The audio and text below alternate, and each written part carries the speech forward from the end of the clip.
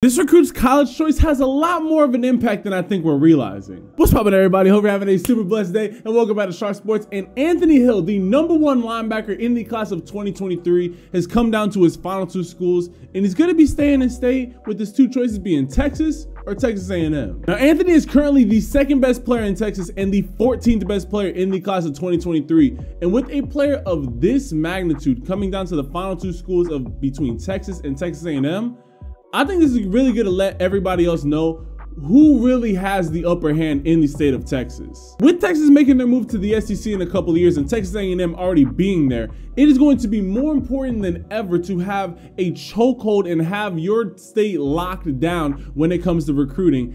And where a player like Anthony Hill goes is going to really set a precedent for other Texas recruits as to which really is the more poppin' Texas school, Texas or Texas A&M. Both Texas and Texas A&M currently have 2 of the top 15 players in Texas on their recruiting classes so far. However, Texas A&M, as far as the prediction-wise, looks to add another 4 to 5 of the top 15 players in Texas to their recruiting class, where Texas only has really 1 to maybe 2. I'm gonna say it and I'm gonna say it again, great college football teams are built through recruiting and recruiting only, and if you are not able to establish dominance in your state, I know it's tough. Texas is one of the hardest states to not only keep your recruits in state, but keep them at your school. I mean, you got Texas A&M, Baylor, you got Oklahoma poaching all the time. You got SMU, you got TCU.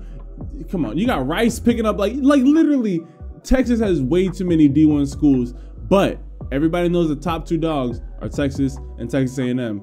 And whoever is able to start consistently putting together, not only, yeah, Texas right now does have a better recruiting class than Texas A&M does. However, you got to be able to secure your state. I don't care how well Texas is able to recruit out of state. If you don't have at least some control of the Texas talent, you're going to have a hard time consistently putting together great recruiting classes. And that's why I believe a player like Anthony Hill, who is such a good player, and coming down his last 2 decisions coming down to Texas and Texas A&M, I think it's going to be interesting to see where he ends up going, because I think where he ends up going, that school is probably going to have the better 3 to 5 year run in college sports. But I want to hear from y'all. Comment down below. First off, where do you guys think that Anthony Hill is going to be going? And secondly, who do you guys think is going to be running the Texas recruiting game over these next 3 to 5 years? Do you think that Texas, with their move to the SEC, with them getting Arch Manning and, you know, putting together potentially the #1 recruiting class this year, do you think that that will help catapult them to having the dominance over Texas?